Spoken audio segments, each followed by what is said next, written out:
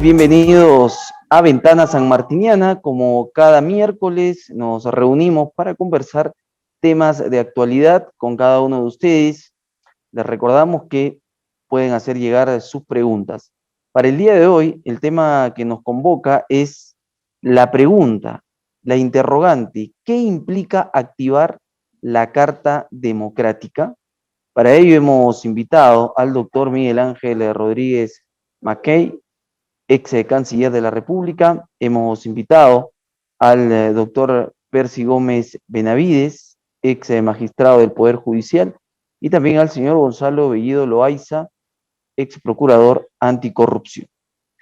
Damos inicio de esta forma a Ventana Sanmartiniana, recordándoles que este es un programa producido por la Universidad de San Martín de Porres, filial sur, por el área de proyección social.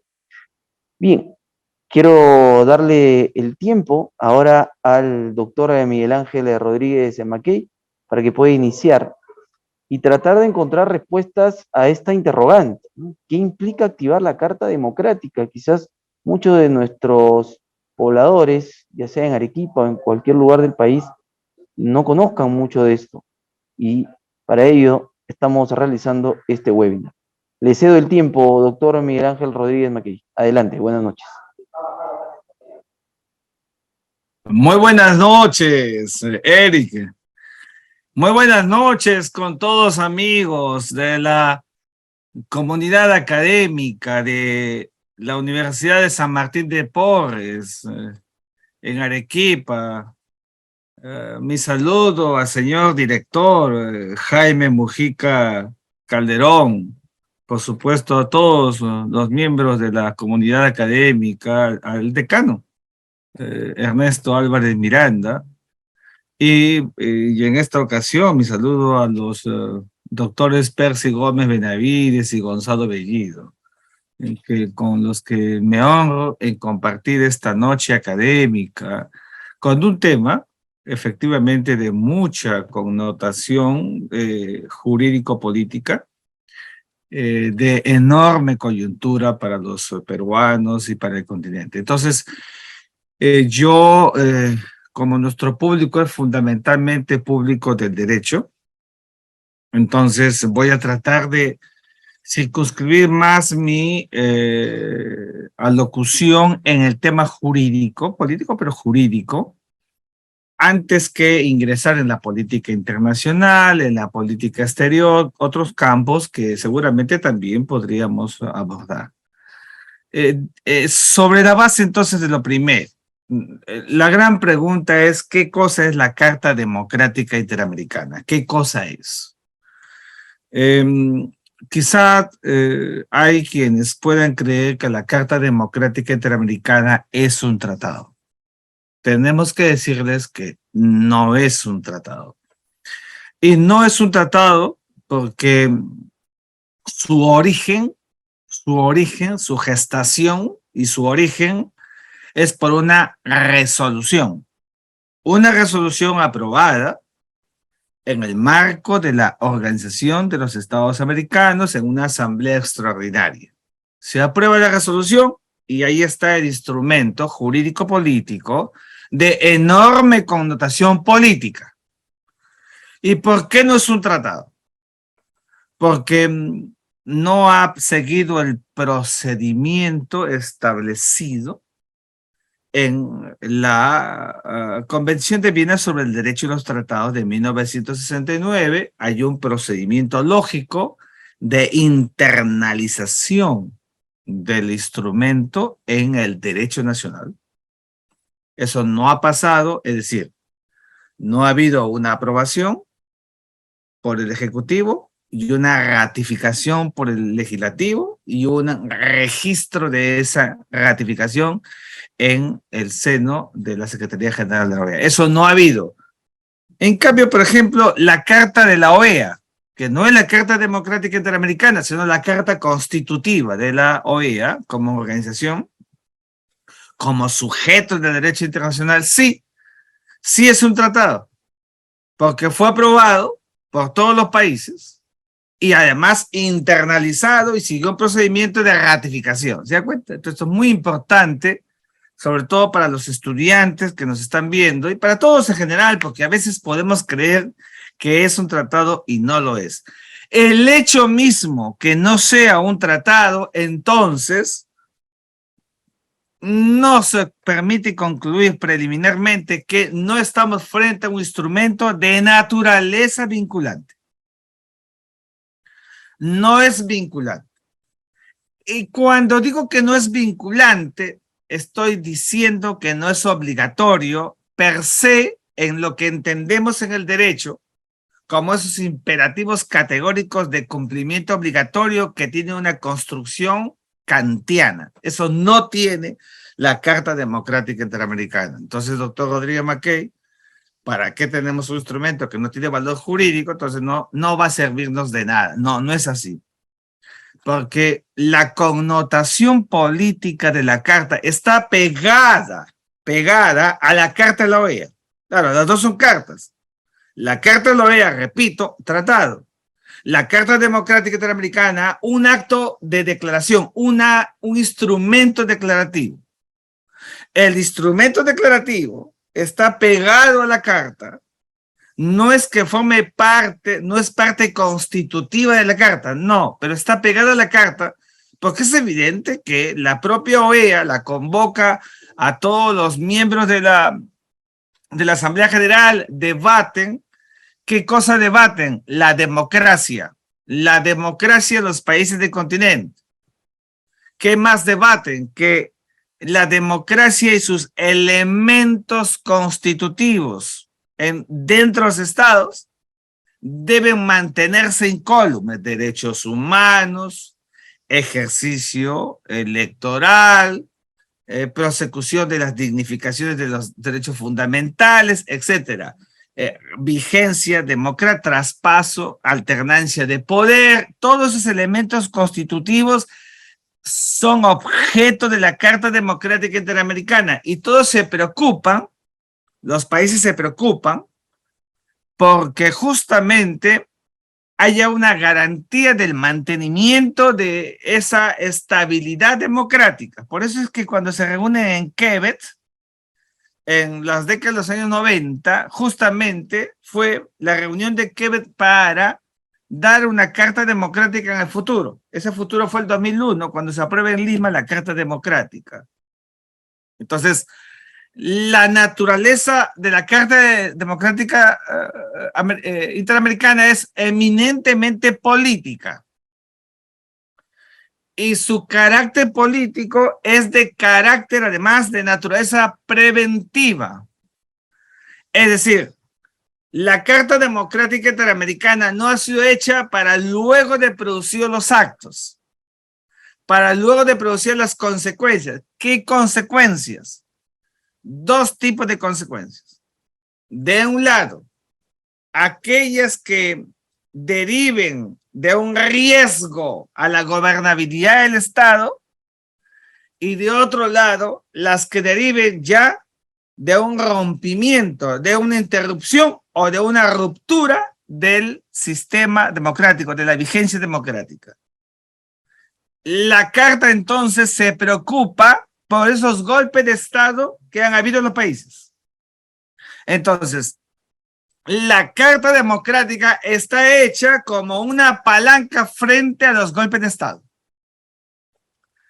No ante crisis, ante manifestaciones, ante convulsiones sociales, no.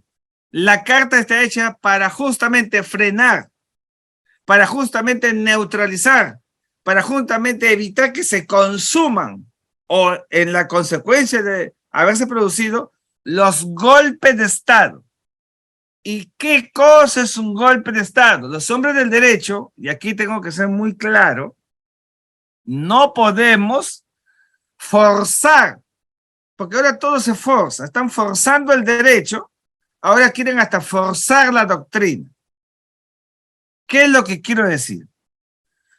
El golpe de Estado para la doctrina unívoca, plural, unívoca y plural, porque es casi como el carácter general de la doctrina aceptada abrumadoramente es que para que haya un golpe de Estado tiene que haber uso de la fuerza,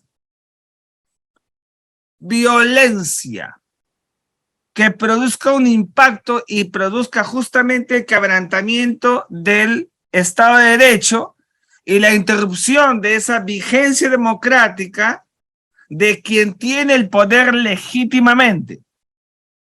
Y ya sabemos que el único que tiene el poder legítimamente es aquel que lo arroga porque se lo ha dado el pueblo, que es el soberano, a través de un proceso de elecciones con escrutinio, un proceso democrático de elecciones. Perdonen ustedes.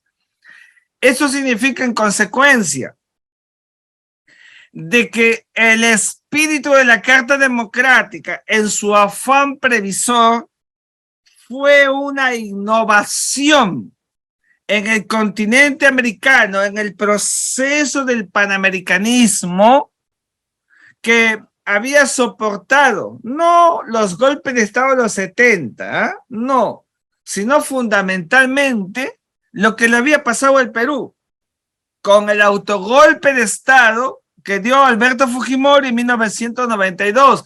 Por eso es que el Perú es el autor intelectual, el autor, el creador, el inspirador de la Carta Democrática Interamericana a partir de lo que nos pasó en la experiencia de los años 90.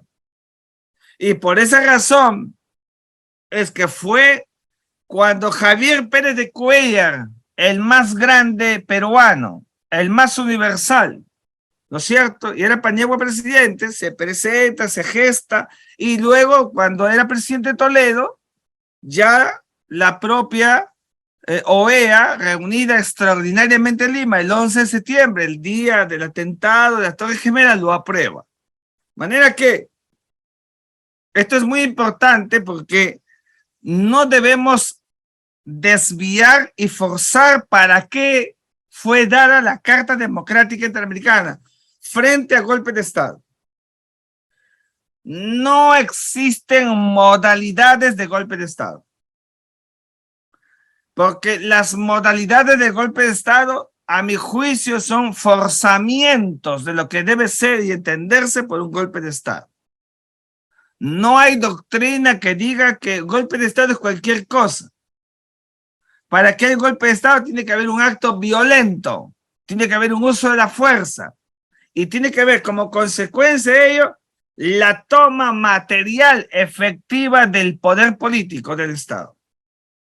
Y en consecuencia, sacar del poder a quien lo tiene y otro, evidentemente, se hace de él.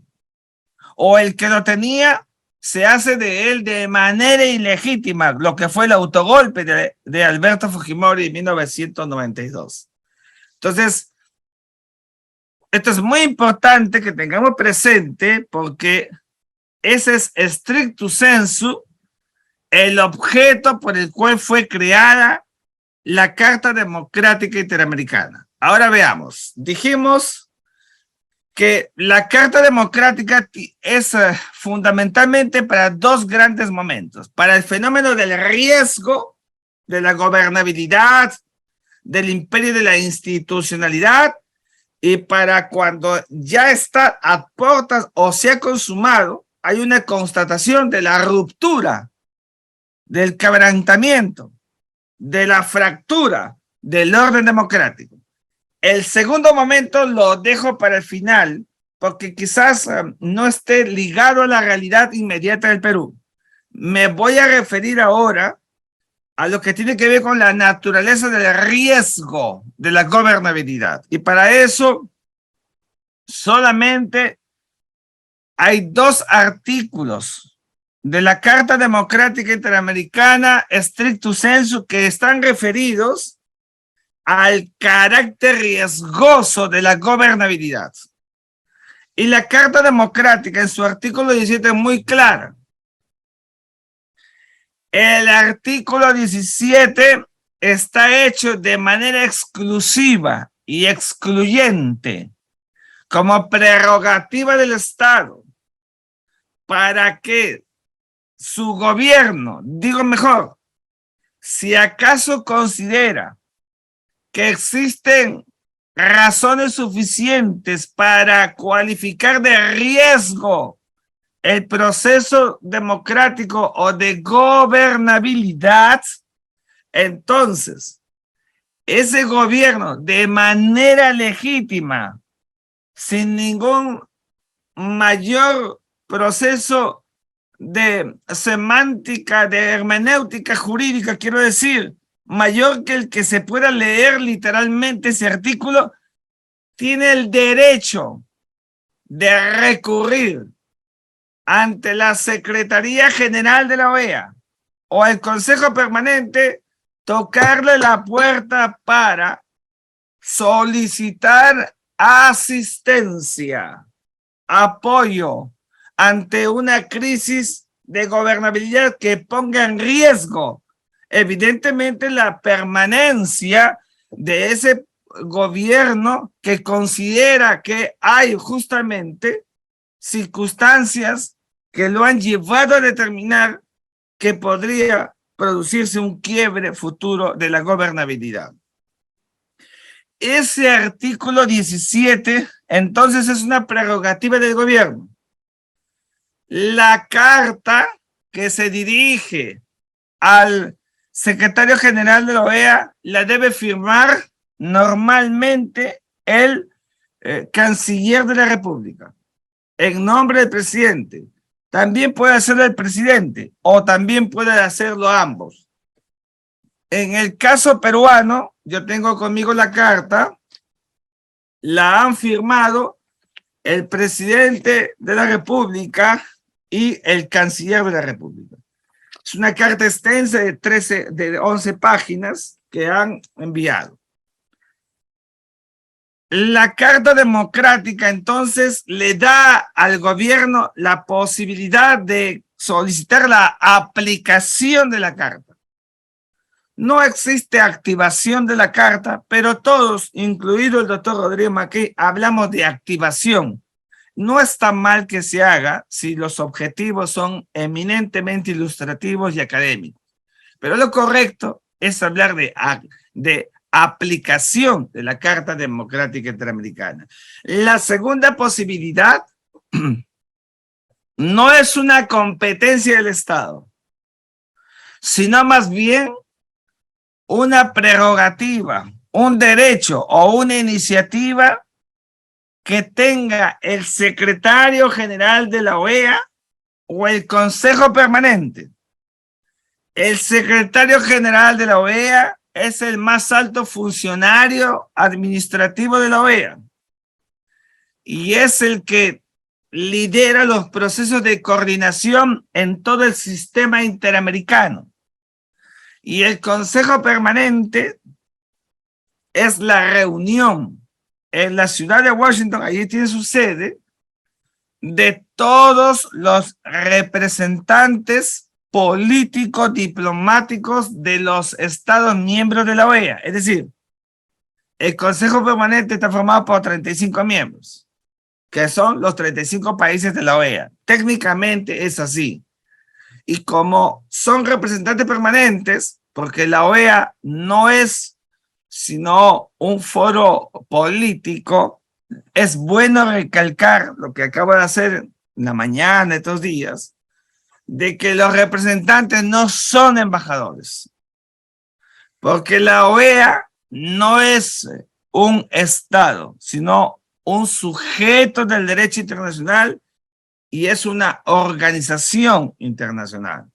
Claro, puede que los representantes permanentes tengan la categoría diplomática de embajadores del servicio diplomático, y eso es otra cosa. Pero puede no ser un diplomático de carrera y puede ser un representante permanente político. El Perú ha tenido representantes permanentes políticos. Por ejemplo, Antero Flores Arauz ha sido representante político. Y representantes diplomáticos, la inmensa mayoría. Entonces, fíjense ustedes, ese artículo 18 le permite al secretario general o al Consejo Permanente, sin necesidad de que sea iniciativa del Estado, porque no corresponde al Estado, al gobierno de turno, sino al secretario general o al Consejo, hacer una visita in loco en el país, siempre y cuando cuente con el consentimiento del Estado. Porque como el Estado tiene soberanía, de acuerdo con la Paz de Westfalia de 1648, el Estado es soberano y nada puede contra la soberanía que es pétrea, es jus imperium, jus potestas, jus puniendi, jus poenale, jus imperium, todo es imperial. Entonces no se puede entrar como Pedro en su casa. Hay que pedir el consentimiento del Estado, la aquiescencia del Estado, el permiso del Estado, la autorización del Estado. Si no hay autorización del Estado, entonces la OEA, por más que el secretario general o el Consejo Permanente tengan la percepción de que está en riesgo la gobernabilidad en el Estado, no pueden venir al Estado, no pueden venir al país. Esto es muy importante. Por tanto, siendo el artículo 18 de entera exclusividad del secretario general o del Consejo Permanente, es evidente que la carta que ha presentado el canciller Landa a la Secretaría General de la OEA dirigida al señor Almagro es una carta con un error de forma y de fondo sustantivo irreparable. ¿Por qué digo esto? Porque la Carta Democrática Interamericana no se puede forzar su acto interpretativo a la luz de una literalidad que no da ningún tipo de duda en su acto interpretativo. No se puede, en otras palabras, como ha hecho el señor Landa, invocar el artículo 18 cuando la única opción que tenía el Estado peruano, el gobierno del Perú, era invocar el artículo 17. No se puede invocar lo que no es prerrogativa del Estado. Esto es un asunto básico y fundamental. En tercer lugar, el objetivo de la presentación de una petición formal, como ha hecho el Estado peruano a través de su gobierno, es que se constituya en el Perú un grupo de alto nivel de la OEA.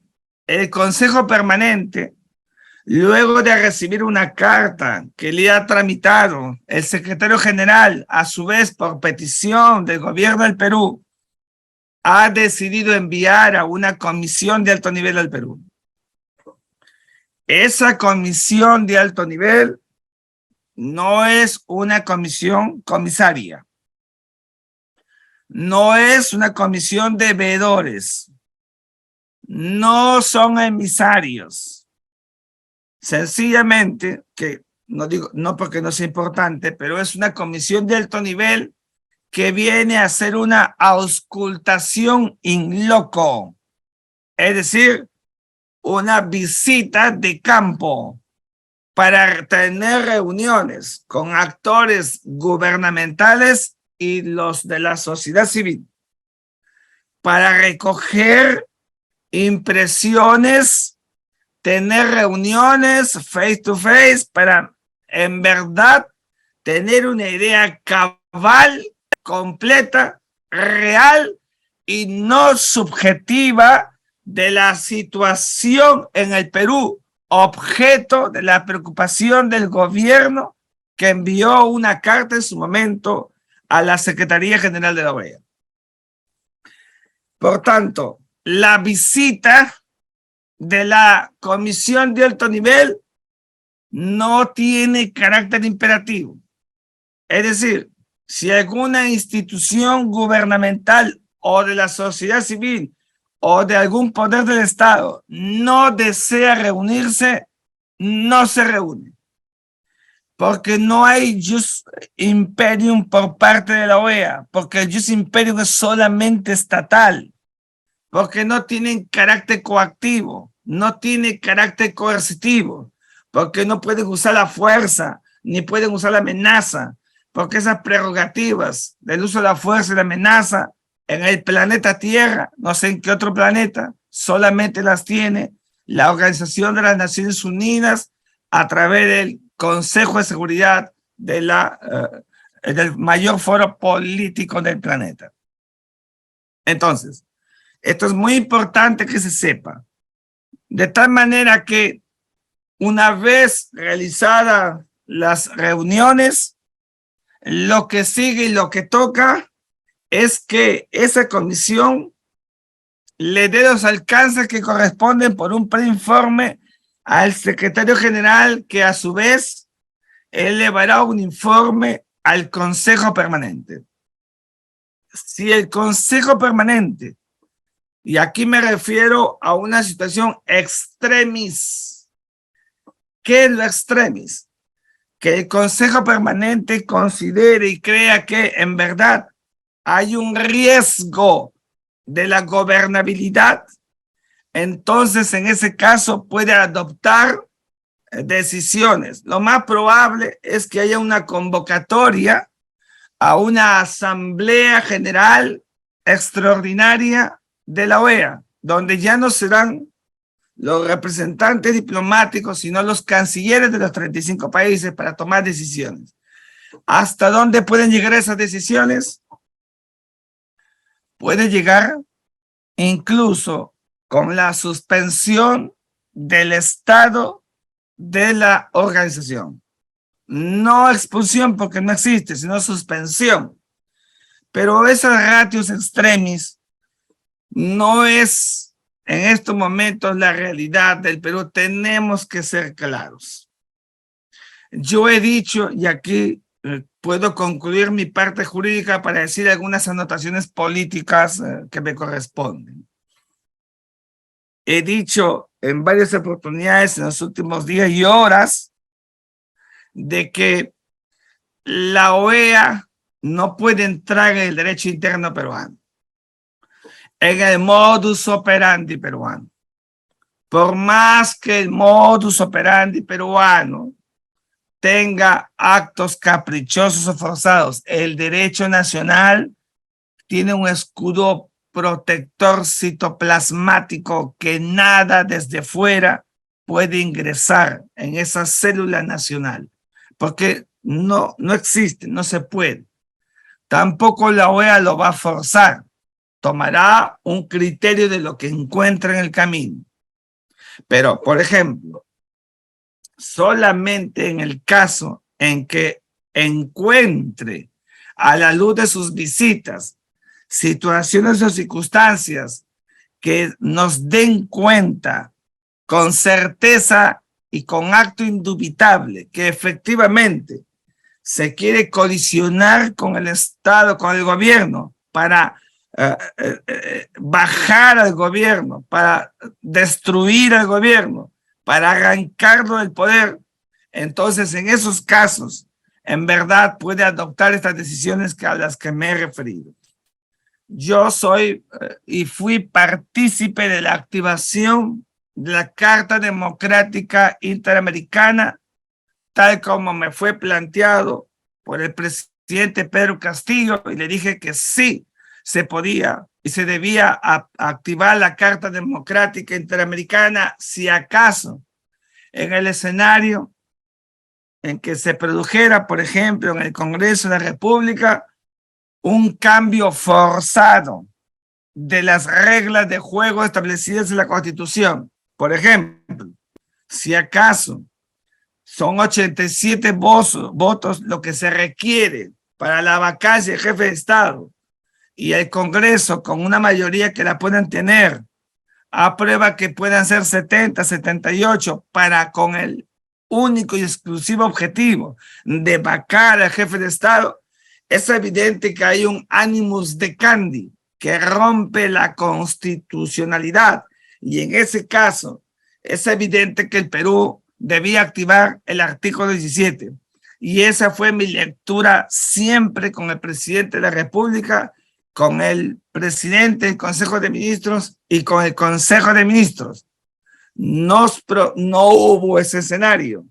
Por tanto, mi lectura era siempre que hay que evitar cualquier situación que pueda ponernos en colisión por la imagen del Perú, porque se nos venía la reunión de la OEA en el mes de octubre y se nos podía caer la OEA y otros factores.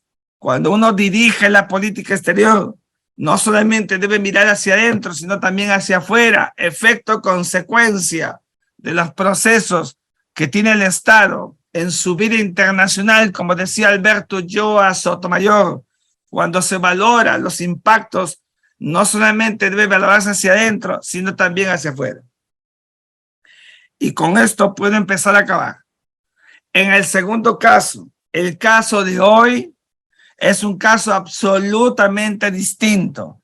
Es un caso que no ha estado, evidentemente, dentro de los patrones que yo manejaba cuando era canciller. Es decir, la fiscal de la Nación ha presentado una denuncia constitucional contra el presidente de la República por un nuevo delito. Y lo ha pasado el Congreso de la República. El Congreso de la República, a su vez, ha pedido para que el Tribunal Constitucional pueda pronunciarse sobre la naturaleza jurídica, los alcances, etcétera, del artículo 117 de la Constitución Política. Dije antes de ser canciller, dije durante mi calidad de ministro de Relaciones Exteriores, y lo digo ahora como ex canciller de la República, no hay forma para que el presidente de la República sea objeto de una imputación objetiva que no sean esos 4 presupuestos delictivos establecidos en la Constitución Política. No hay forma. Cualquier otro escenario es forzar el derecho y tenemos que ser serios para que así sea. Pero eso que estoy diciendo es una cosa importante, gravitante. Para eso, entonces, existe un tribunal constitucional. Y creo que el Congreso ha hecho bien en trasladarle al tribunal para que el tribunal se pronuncie. Yo estoy persuadido, como académico, como hombre del derecho, que el Tribunal Constitucional se va a pronunciar negando la posibilidad de que un presupuesto por un nuevo delito pueda significar una denuncia constitucional contra el presidente de la República. Porque estoy además persuadido que el tribunal tiene allí en la literalidad casi un estado de competencia con los alumnos del primer año de Derecho, de la carrera de Derecho, de cualquier universidad seria del país, para dar cuenta con nota 20, los alumnos o el tribunal, de que no hay forma para que no haya, sino por esos 4 delitos que pueden ser imputados al jefe de Estado. Pero que lo diga el tribunal. Y ese proceso es absolutamente interno y la OEA no tiene nada que ver en eso. Por tanto, lo que ha hecho el canciller de la República, César Landa, al involucrar en una carta que debe tener una connotación política, casi como si fuera una demanda, presentando todos los elementos de carácter delictivo, de carácter procesal, que no tienen nada que ver con lo que significa, evidentemente, el espíritu de la Carta Democrática, que es político, porque la OEA no tiene connotación jurídico-delictiva, ni jurisdiccional, ni nada. Ha sido un mal enfoque el que se ha presentado por parte del gobierno del Perú. Y mal enfoque porque además la circunstancia actual no es para activar una Carta Democrática Interamericana. Lo que está haciendo la Fiscalía de la Nación, imputando objetivamente al presidente, y eso el Congreso, y el Congreso al Tribunal, y el Tribunal se decide, es el modus operandi de la vida democrática de un país. Y la OEA no tiene ningún tipo de posibilidad para intervenir, para tener percepciones colectivas de lo que, ni para calificar lo que pase intraestatalmente en un estado.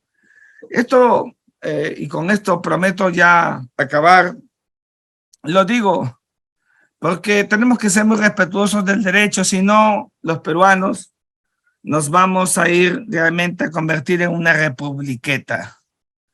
Todos quieren forzar el derecho. El derecho es uno solo. No hagamos del derecho una ciencia del capricho. Están los espacios y las reglas establecidas. La OEA coadyuva, pero tiene un coto. No puede más que lo establecido en el espíritu y en la letra de esa Carta Democrática que fue aprobada en el 2001. Sino de lo contrario, creeríamos que la Carta Democrática es la fórmula para que cada vez que haya crisis en un estado se meta a los estados, ingrese a los estados. Esa no fue la razón por la que fue creada la Carta Democrática Interamericana.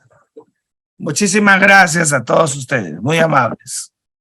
Gracias a usted, doctor Miguel Ángel Rodríguez, ex canciller de la República, por el tiempo prestado a nuestra universidad y sobre todo para poder analizar este tema que es tan delicado y también tan interesante en nuestro país. Vamos a continuar con Ventana Sanmartiniana. ¿Qué implicancias tiene activar la Carta Democrática? Es la pregunta del día de hoy. Y ahora nos corresponde escuchar el análisis del doctor Percy Gómez Benavides, ex vocal de la Sala Suprema Constitucional y también expresidente de la Sala Penal en la Corte de Justicia de Arequipa. Doctor Percy Gómez, bienvenido a la Universidad San Martín de Porres, Filial Sur.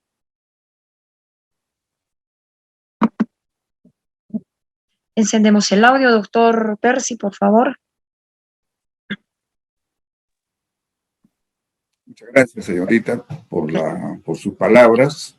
Lo primero que debo expresar es mi reconocimiento y felicitación a la Universidad San Martín de Porres y a su rector por promover este tipo de conversatorios, de este tipo de elocuciones, exposiciones que tanto necesita la ciudadanía.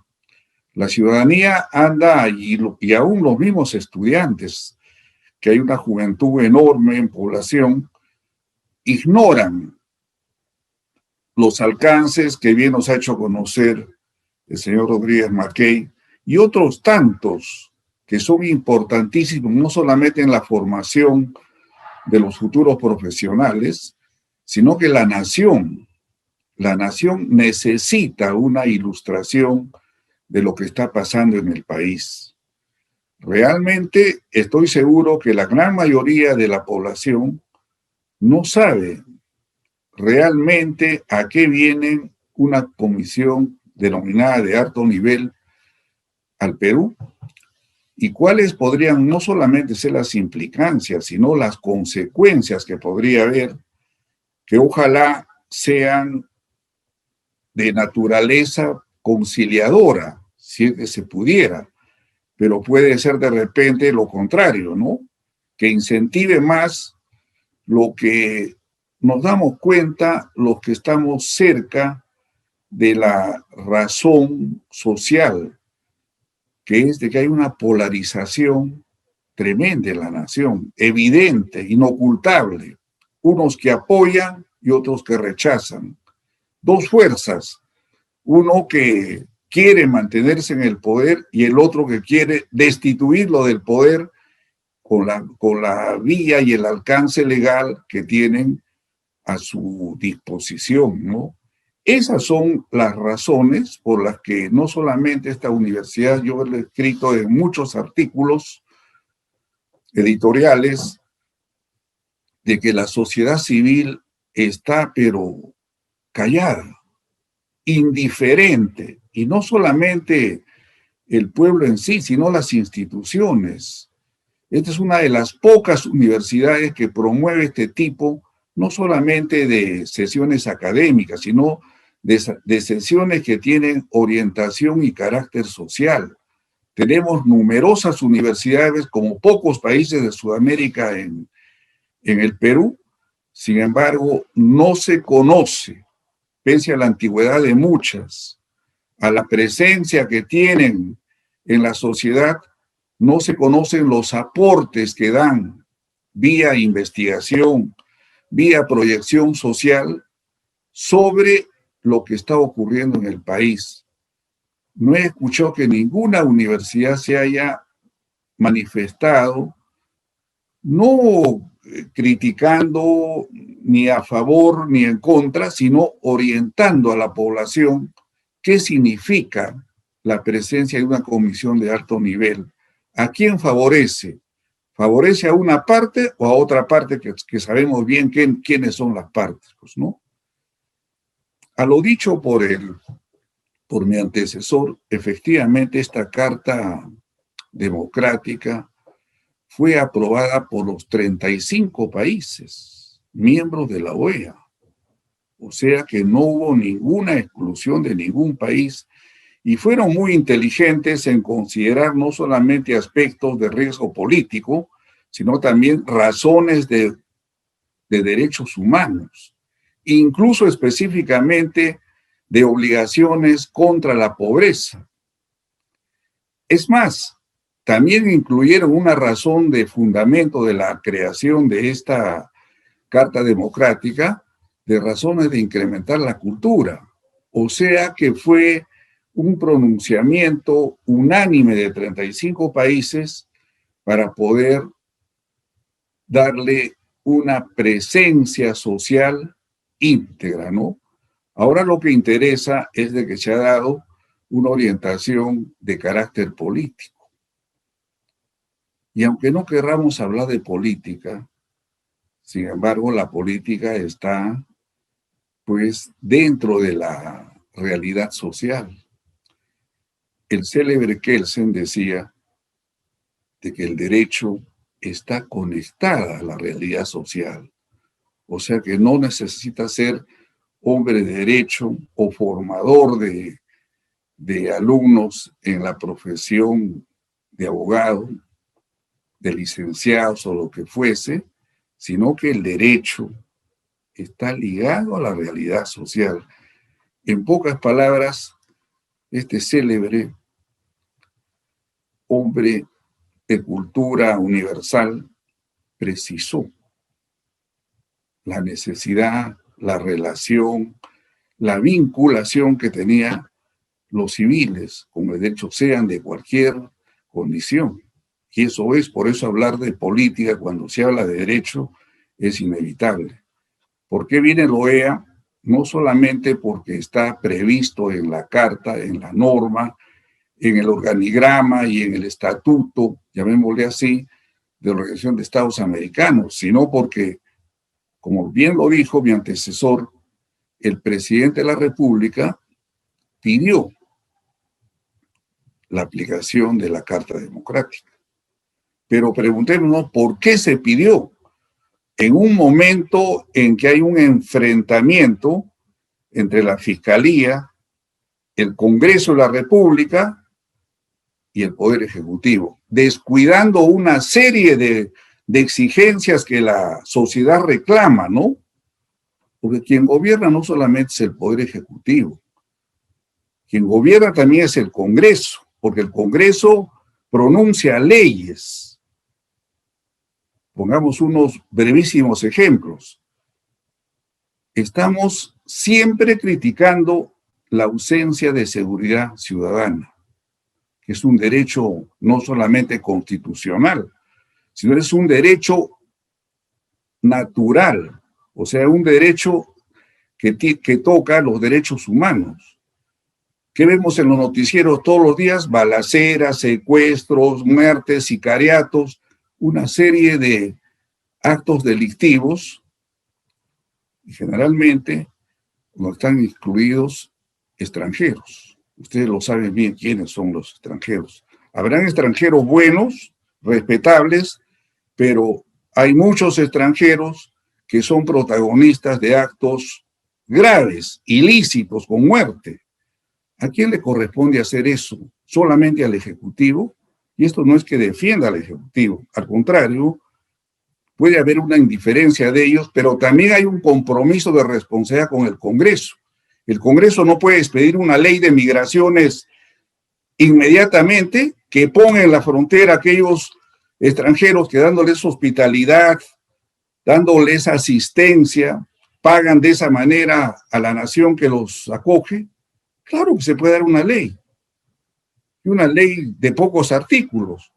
Sin embargo, no se hace nada de eso. Están enfrentados en una situación de carácter estrictamente político por querer vacar a un presidente y asumir el poder, no sabemos quién.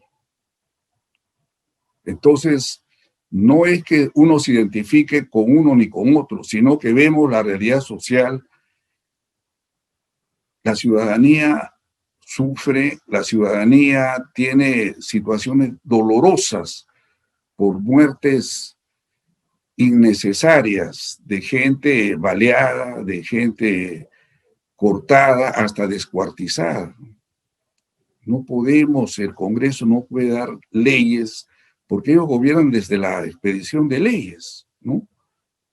Tenemos, ¿qué le digo?, unas Fuerzas Armadas muy numerosas, disciplinadas, bien orientadas, que bien bajo una ley en estado de emergencia que ya tiene el país por la ola delictiva que hay, tendría que pedirse de que los elementos más capacitados, los mejor instruidos, puedan apoyar a las fuerzas del orden que ya no pueden más.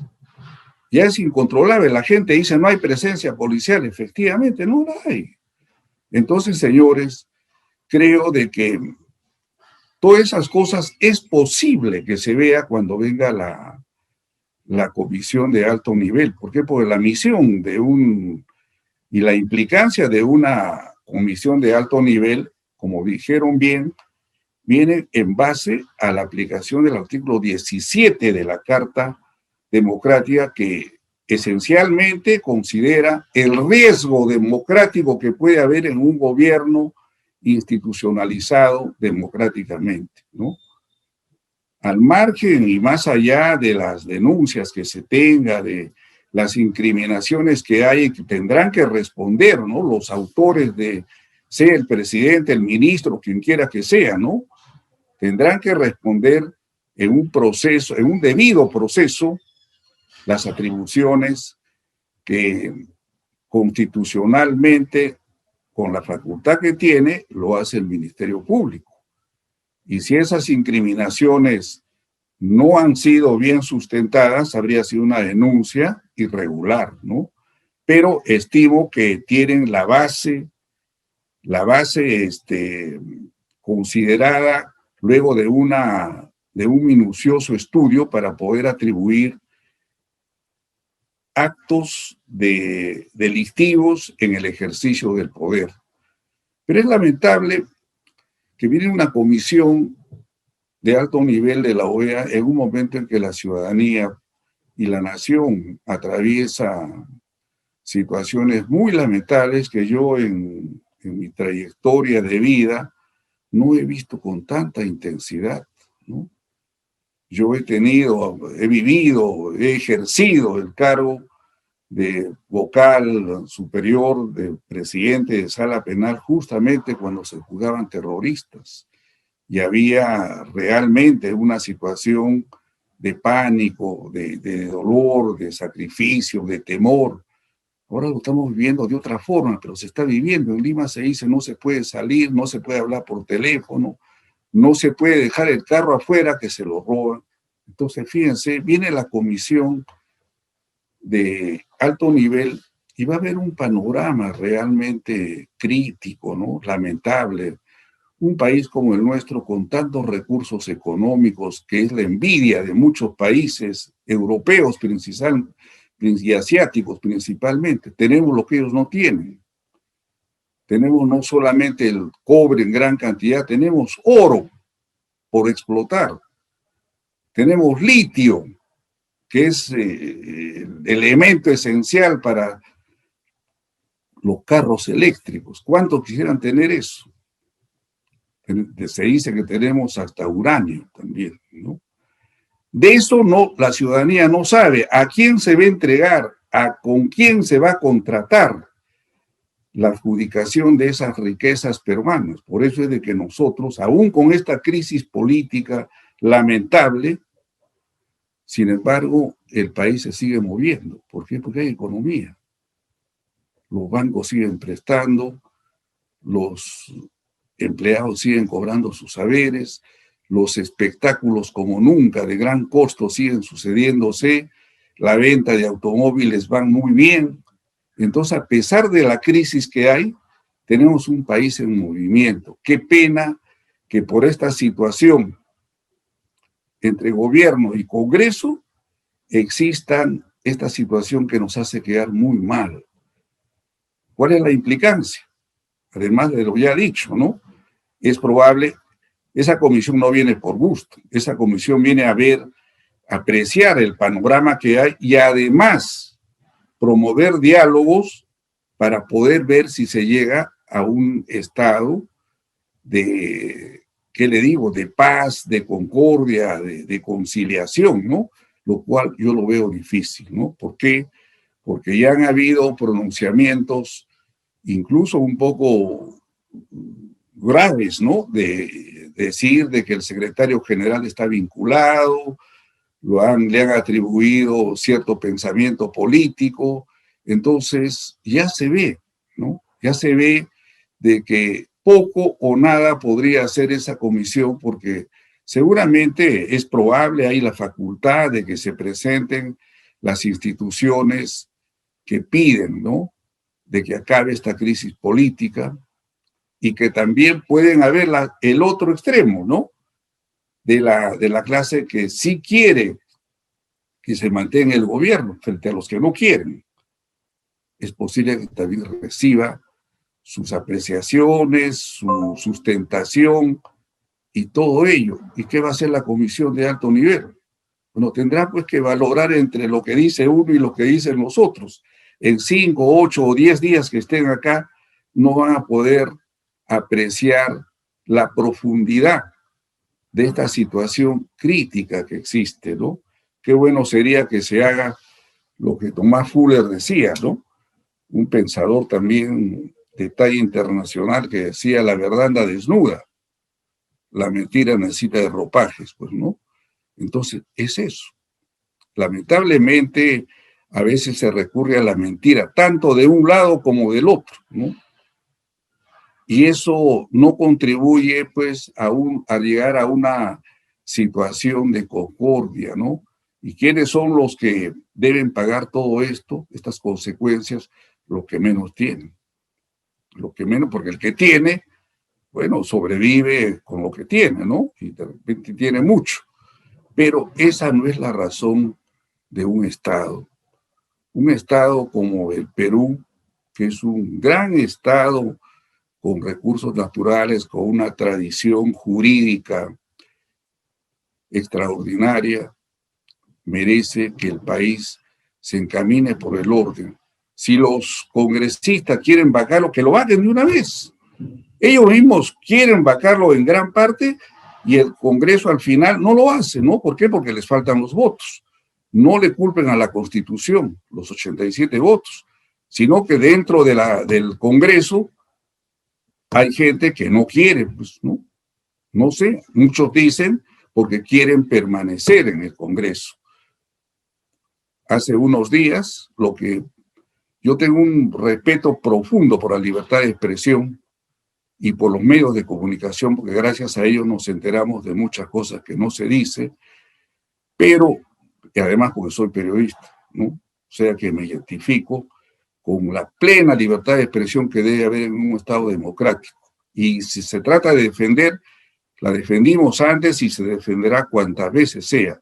Pero yo hago una invocación, a veces la noticia no se da íntegra. Hace poco, creo que ayer, anteayer, los titulares en plana menor o en plana mayor hablaban de que el primado de la iglesia peruana en el Perú, el que representa a la iglesia peruana en el Perú, yo lo conozco, un hombre sencillo, un sacerdote con muy buenas ideas, había dicho de que el presidente debe dar un paso al costado. Y eso se ha significado en todos los medios de comunicación, porque es una verdad, lo ha dicho él. Pero no han completado la noticia cuando ha dicho de que hay una degradación de la moral y la ética. Eso no se ha dicho. Ojalá que amplíen la noticia, y si no, que se la vuelvan a preguntar al cardenal Barreto. Ha dicho una gran verdad. Hay una degradación de la moral y la ética. ¿Cuál es el ejemplo que les transmitimos a la niñez, a las juventudes? Realmente es lamentable. Por eso, una vez más, yo felicito a los conductores de esta universidad, porque más allá de su función académica, están realizando una función social. Y ojalá que sea el ejemplo para que otras universidades también hagan lo mismo, ¿no? Que esta sea la pionera en estos eventos académicos. Hemos tenido una exposición muy amplia de la normativa y de la apreciación personal que tiene el expositor anterior, que lo ha hecho muy bien, lo ha hecho académicamente bien y con la experiencia que tiene en este rubro. Y bueno, lo real es que todos esperamos que esta comisión pueda lograr la razón por la que su presencia se va a realizar aquí en el Perú, en Lima. Preguntémonos, ¿el Congreso lo va a invitar? ¿Lo va a recibir? No sé, sería bueno que cada ciudadano responda si lo va a recibir y si va a escuchar lo que realmente merece y motiva su presencia acá. ¿O es que solamente irán algunas instituciones a conversar y otras les pueden cerrar la puerta? Pero como dijo mi antecesor, realmente su presencia no es imperativa, ¿no? En la acción que deben hacer, ni puede, ¿qué le digo?, exigir, ¿no?, la presencia de quien no quiera ir, ¿no? Algunos dicen, algunos críticos constantes y continuos, dicen que el pedido de la aplicación de la Carta Democrática ha sido una estrategia del gobierno, ¿no? ¿Para qué? Para mantener o debilitar, ¿no?, el bloque, pues, de denuncias que se va presentando, ¿no? Entonces, indudablemente, se distrae la atención ahora en la presencia cuando lleguen los miembros de la comisión de alto nivel. Eso es. Pero debo lamentar una vez más, y creo conmigo muchos de los profesionales y los que no son también, que cada vez nuestras instituciones van sufriendo deterioros que crean inseguridad, insatisfacción, duda, ¿no? Hoy día, si ustedes han visto algún periodo de circulación nacional y en la televisión también, menciona que hay un enfrentamiento entre el Poder Judicial y la Fiscalía. ¿Creen ustedes que eso hace bien a la seguridad jurídica? ¿Hace bien a la confianza del extranjero que quiere invertir en el país? No, al contrario, ahuyenta. Ahuyenta, ¿por qué? Porque se ve de que hay una situación de inestabilidad, ¿no? Inestabilidad que lamentablemente no lo va a solucionar por más que la Carta Democrática diga que se aplica el artículo 17 y el 18 cuando esté en riesgo la estabilidad institucional democrática, ¿no? ¿Por qué? Porque ellos no tienen facultad ni capacidad de ordenar, ¿no?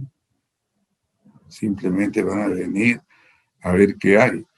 Creo que quienes tenemos que ordenar somos nosotros, los ciudadanos, los que les hemos dado el poder. ¿Quién le ha dado el poder al señor Castillo? Nosotros, los ciudadanos. ¿Quién le ha dado el poder a los congresistas? Nosotros.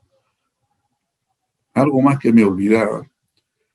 El cardenal Barreto, que no lo han dicho tampoco en la noticia, algunos de repente sí, yo no lo he leído ni lo he escuchado, pero sí lo he escuchado a él.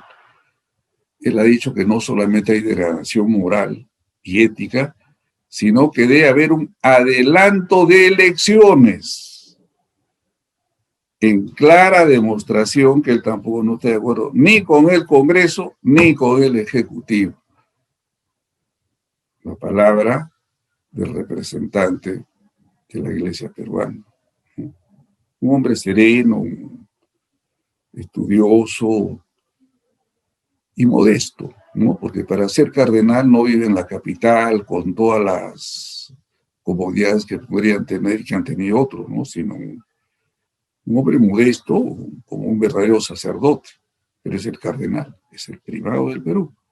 Ha tenido expresiones, y no es que se diga que la Iglesia no debe meterse en política, no, creo que cuando el país esté en riesgo, vivimos todos los días una situación de inestabilidad, sí creo que debe haber un aporte, como deberíamos aportar todas las instituciones, sean civiles estrictamente o académicas, sociales, ¿no?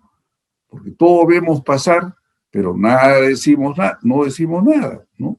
Y entonces dejamos que el problema y las soluciones estén en manos de los políticos, ¿no? Y muchos han dicho que la clase política ha fracasado. Y por eso han surgido movimientos, pues, ¿no? Movimientos contrarios a partidos que muchos de ellos ya no tienen ninguna presencia en el Congreso. No han alcanzado ni siquiera un representante, ¿no? Eso revela de que la ciudadanía en algo se ha dado cuenta, ¿no?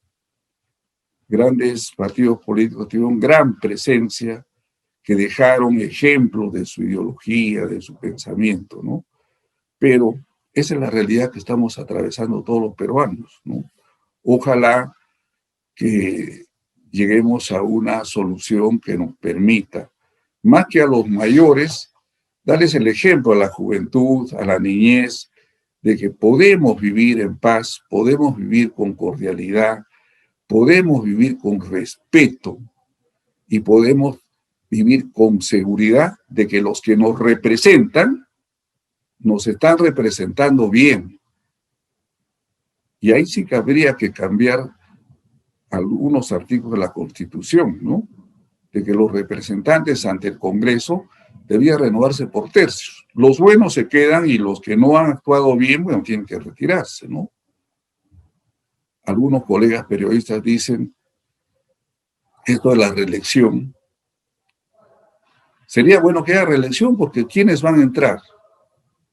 Eso es hasta una ofensa. Yo creo que en el país de 32 millones de peruanos o algo más, deben haber muchos miles de buenos profesionales, honrados, honestos, inquietos, que quieren hacer algo por su país. No puedo decir que los 100 o los 130 que siempre fueron, vuelvan nuevamente porque no hay más. Yo creo que es una ofensa. Las universidades han formado a buenos profesionales, esta universidad que es tan antigua, hay muchos buenos profesionales que no destacan en la política, pero no por ello no dejan de ser excelentes profesionales. Mi misma Universidad San Agustín, han habido buenas formaciones porque hemos tenido buenos profesores Y el ejemplo de nosotros lo transmitimos también a las nuevas generaciones. Entonces creo de que ojalá que la implicancia, la presencia de esta organización americana, que considera 35 países, y que los 35 aprobaron esta Carta Democrática, ojalá que su presencia pueda determinar, curar en algo esta situación que en todo aspecto lo estamos viviendo, en todo aspecto, y que crea pues una situación de alarma frente al futuro que puede tener el país. Les vuelvo a repetir, creo que todavía estamos en buen momento. ¿Y cómo se ve esos buenos momentos? Cuando los bancos siguen prestando, las financieras siguen actuando, las cajas municipales están, la circulación vehicular es abundante. O sea, los alimentos los tenemos, porque tenemos 3 regiones naturales que nos nutren de alimentos que a veces ni se venden. O sea que tenemos todo. Creo que tenemos el derecho de exigir a los que nos representan que basta ya de sus peleas. Si alguien tiene que salir, que salga. Y si tienen que salir los dos, que salgan igual. Pero respeten a la nación. Ese es mi mensaje. Muchas gracias. Muy bien, muchas gracias a usted. El agradecimiento para el doctor Percy Gómez, para el doctor Percy, ex magistrado del Poder Judicial. Recordamos a las personas que nos siguen que estamos tratando el tema ¿qué implica activar la Carta Democrática? Y estamos tratando este tema debido a que el gobierno peruano, por intermedio del canciller, ha presentado una carta al secretario de la OEA y va a haber una visita al Perú.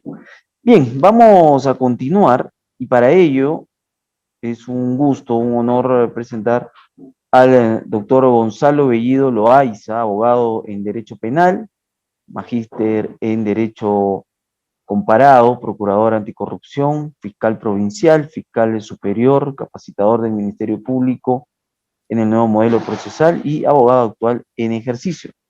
Doctor Gonzalo Bellido, buenas noches, bienvenido a Ventana Sanmartiniana. Adelante. Muy buenas noches con todos, muy buenas noches a todos los asistentes, a los que están presentes en este conversatorio.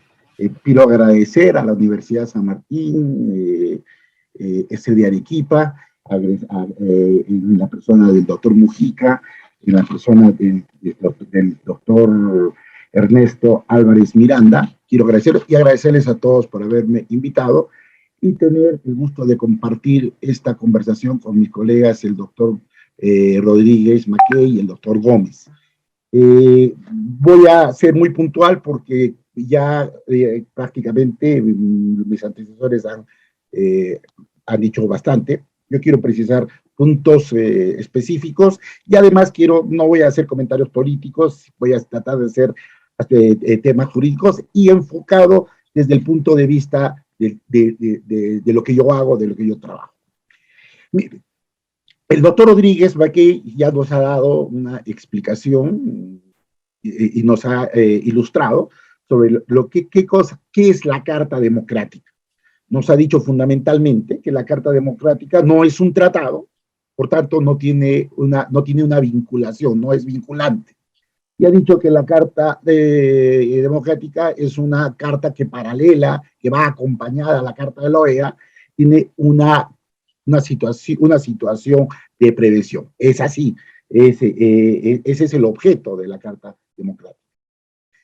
¿Qué implica que el gobierno nacional, representado por tanto el presidente de la República como también su canciller, hayan recurrido a la OEA y hayan pedido, en aplicación del artículo 18, fundamentalmente, que se active o que se aplique esta Carta Democrática?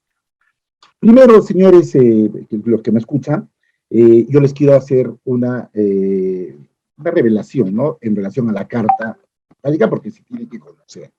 La Carta Democrática tiene dos artículos anteriores al 17 y al 18. El artículo 3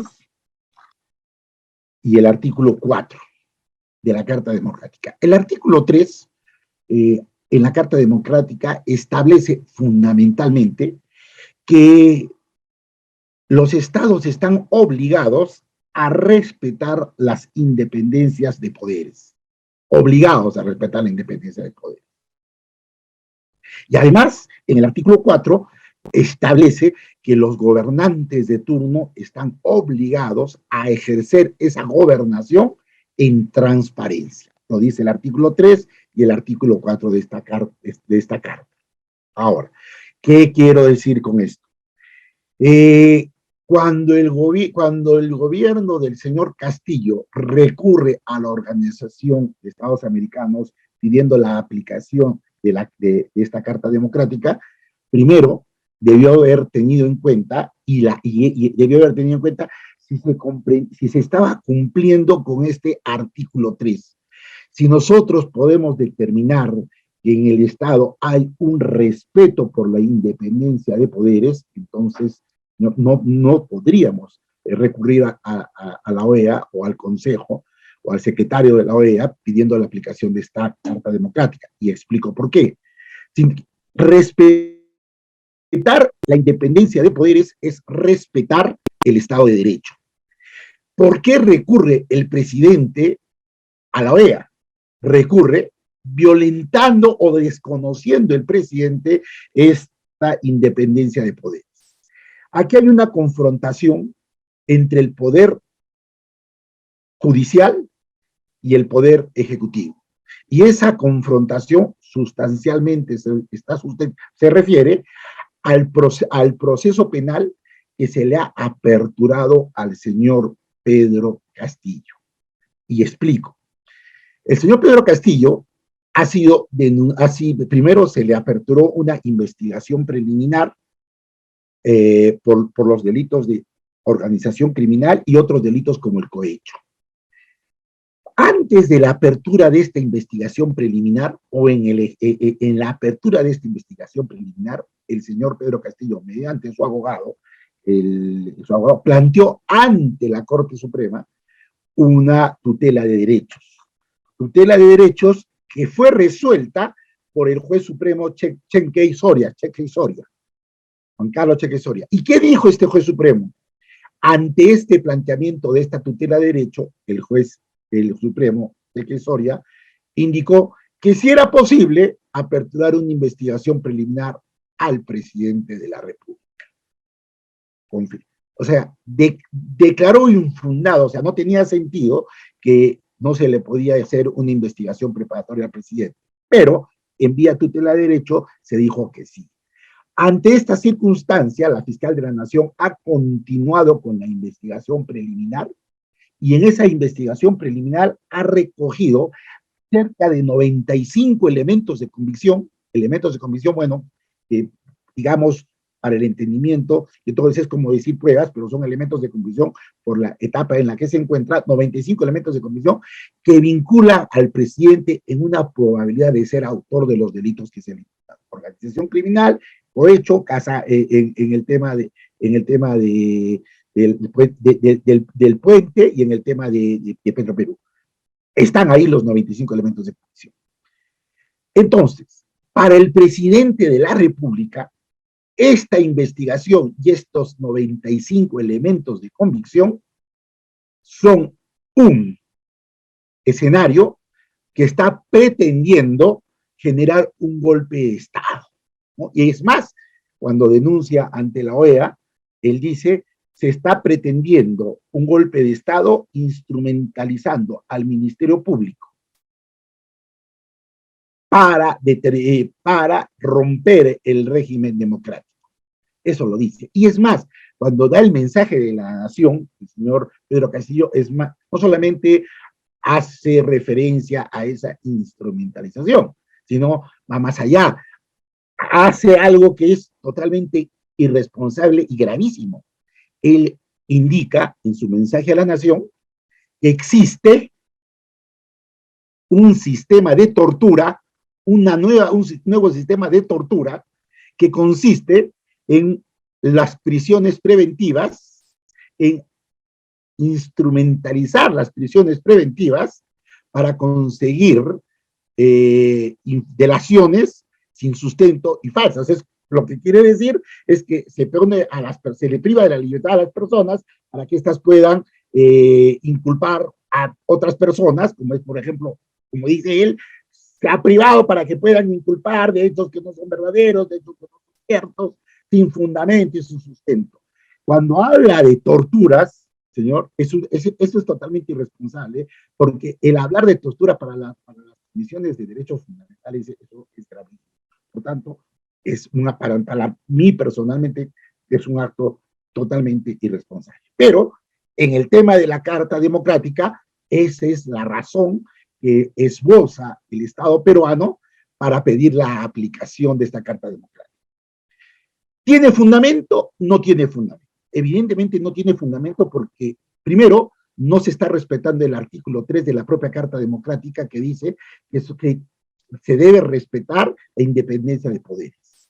El poder judicial está cumpliendo su función, aperturando un proceso penal o tramitando un proceso penal dentro de las normativas legales existentes dentro del Estado para una investigación.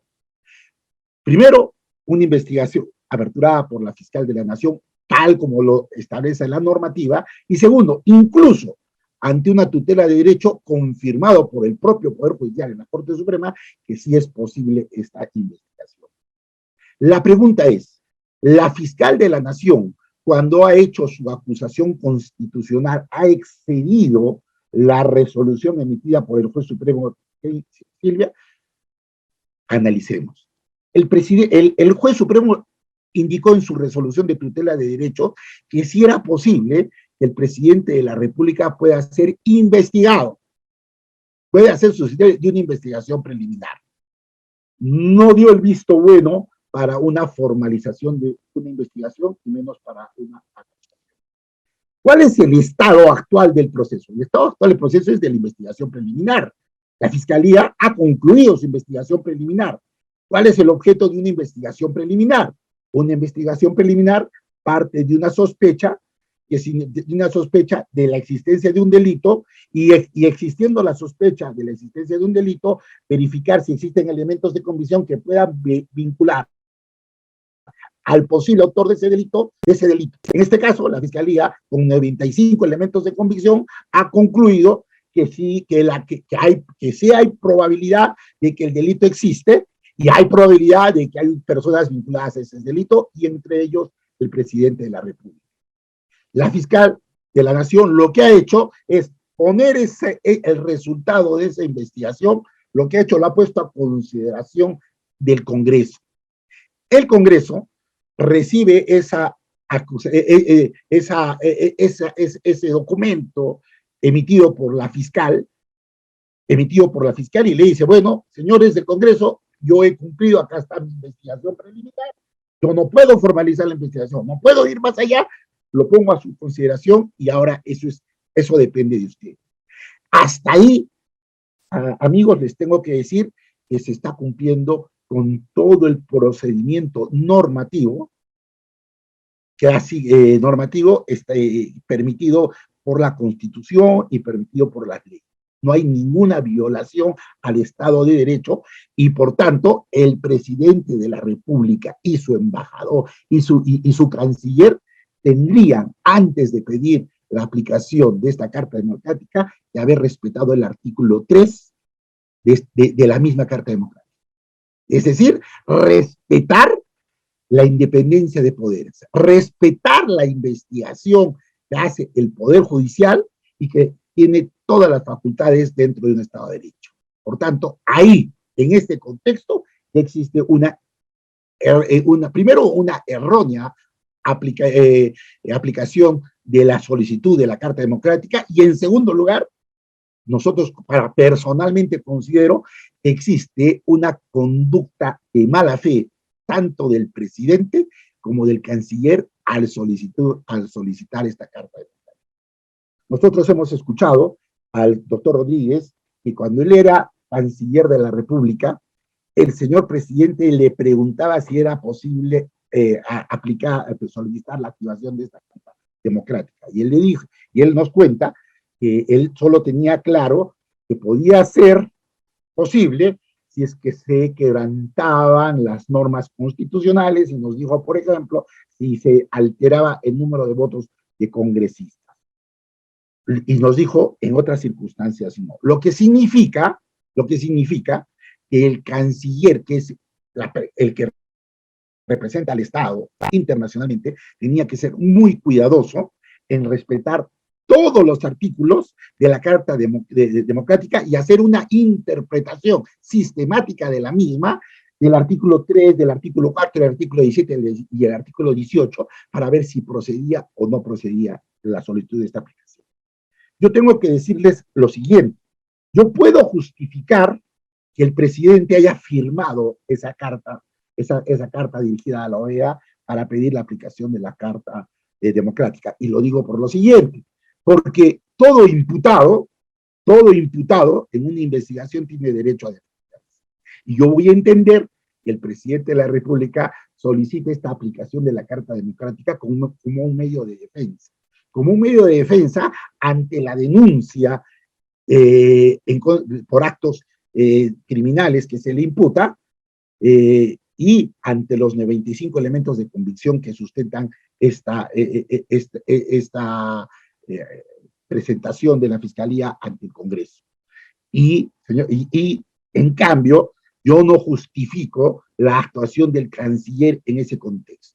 Yo creo que el canciller no ha obrado de buena fe, creo que el canciller no ha obrado dentro de la legalidad, porque él debió fundamentalmente determinar que sí, verificar si realmente el Poder Judicial estaba quebrantando o no estaba quebrantando el Estado de Derecho, porque eso es lo que el Estado peruano le está informando a la OEA, le está indicando que el Ministerio Público, que es parte del Poder Judicial, estaba instrumentalizado para, junto con el Congreso, dar un golpe de Estado.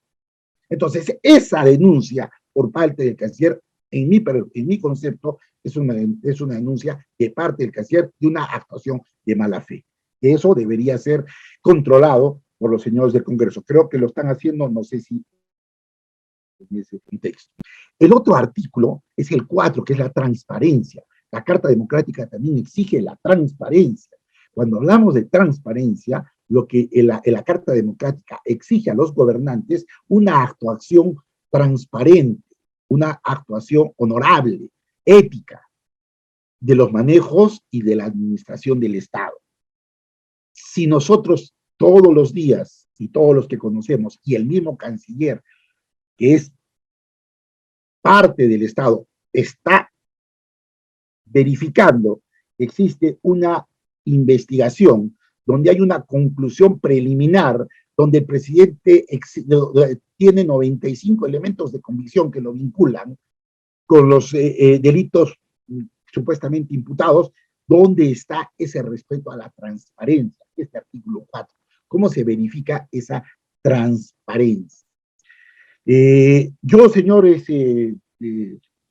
les puedo indicar que, como bien lo dice el doctor Rodríguez, esta Carta Democrática no es vinculante, pero considero fundamentalmente que sí va a ser beneficioso que vengan que venga esta comisión y ellos puedan verificar esa denuncia de la Fiscalía, que puedan verificar esos 95 elementos de convicción. Elementos de convicción, señores, que si es que nosotros consideramos que la Fiscalía, y yo sí respeto la función de la Fiscalía, yo trabajo directamente con la Fiscalía, respeto sus disposiciones, que son argumentadas. La Fiscalía no se va a inventar estos 95 elementos de convicción. La Fiscalía no va a sacar 95 elementos de convicción de la galera para vincular al presidente con hechos que se imputan. yo creo que esa transparencia que exige el artículo 4 no se materializa en este caso, no se da en este caso. Por eso, yo soy un convencido que cuando la comisión, como dicen muchos, yo creo que si el presidente de la República ha solicitado la aplicación de esta carta democrática para utilizarlo como un medio de defensa ante las imputaciones que le están haciendo, creo que su estrategia no está bien planteada, yo creo que se ha disparado al pie, porque si es que la comisión comprueba que el poder judicial, dentro de su independencia dentro de la estructura del Estado, ha actuado en legítimo respeto del Estado de Derecho, y que la investigación y la conclusión y las investigaciones son producto de ese Estado de Derecho, esta comisión no tendría nada que informar negativamente ante la OEA, ante el Consejo, y por tanto, las investigaciones que está haciendo el Estado, o mejor dicho, el Ministerio Público, son investigaciones que están dentro del Estado de Derecho. ¿Cuál es la posición ahora? ¿En qué nos queda a nosotros esperar? Primero, tenemos dos cosas puntuales. Primero, necesitamos un pronunciamiento del Congreso para ver si la Fiscalía puede pasar a la etapa de investigación preliminar a la etapa de investigación preparatoria. El doctor Rodríguez dice que el artículo 117 de la Constitución no permite esa posibilidad, no cabe esa posibilidad, porque no se puede imputar al presidente más allá de los 4 tipos penales que ya todos conocemos, están estipulados en ese artículo 117. Bueno, el Congreso ha pedido una consulta al Tribunal Constitucional, aunque sí es cierto, el Tribunal Constitucional no es un órgano de consulta, no, el Tribunal Constitucional no absuelve consultas, el Tribunal Constitucional resuelve situaciones, resuelve hechos, pero bueno, veremos cómo se pronuncia el Tribunal Constitucional en este contexto. Pero dentro del Estado de Derecho, dentro de la independencia de poderes, tenemos que verificar si realmente el Poder Legislativo tiene facultad o no tiene facultad para poder aplicar o interpretar este artículo 117, no solamente una interpretación del artículo 117 aislado, sino si tiene facultades para interpretar el artículo 117 con otras normas de la Constitución y además con otras normas extraconstitucionales que forman parte de la Constitución, como son, por ejemplo, normas relacionadas con la lucha contra la corrupción, por ejemplo, de Naciones Unidas, ¿no? Por ejemplo, que eso ya también se ha dicho bastante.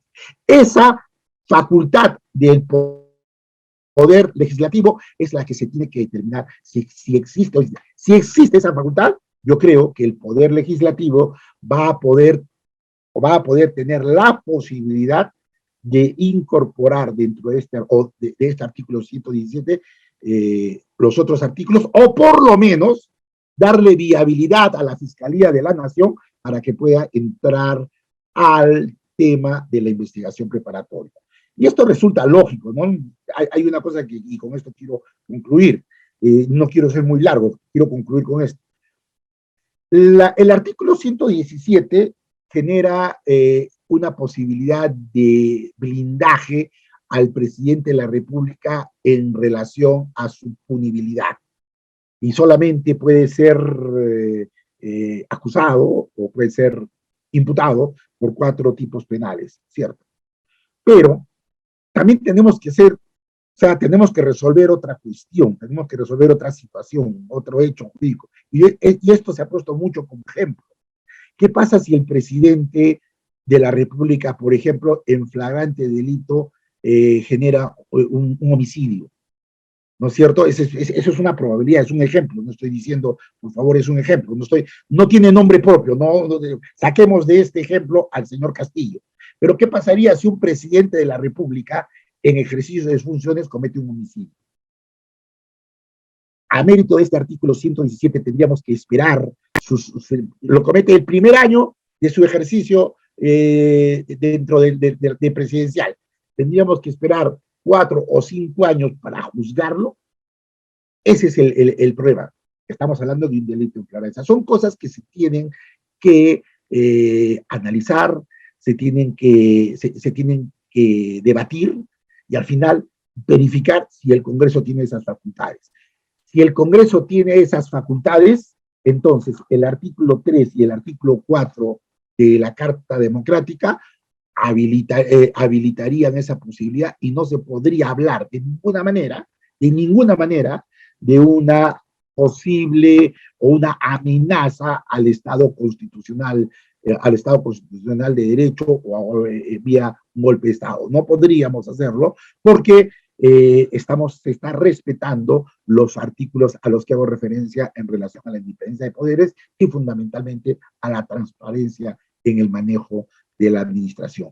Ese es el mensaje, esa es la opinión que les puedo dejar. No quiero concluir con eso. Ya hemos escuchado al doctor Rodríguez en una excelente exposición doctrinaria y con sus antecedentes de lo que es la Carta Democrática. Quiero reiterar y concluir agradeciendo a la Universidad San Martín por haberme invitado. Muchísimas gracias. Muchas gracias a usted, doctor Gonzalo Bellido, y asimismo también queremos reiterar el agradecimiento al doctor Miguel Ángel Rodríguez Mackay y también al doctor Percy Gómez Benavides, y lo propio también con el doctor Gonzalo Bellido por aceptar esta invitación de la Universidad San Martín de Porres Filial Sur, que todos los días miércoles desarrolla este tipo de actividades, de eventos, donde se analiza temas de coyuntura, y esta noche se ha analizado por parte de 3 expertos que implica activar la Carta Democrática. Eric, nos vamos. Así es, nos vamos. Muchas gracias a todos nuestros invitados y a las personas que nos siguen a través de las redes sociales. Compartan la transmisión. El tema que hemos trabajado el día de hoy seguro será el tema también en las próximas semanas. Esto fue Ventana Sanmartiniana. Hasta el próximo miércoles.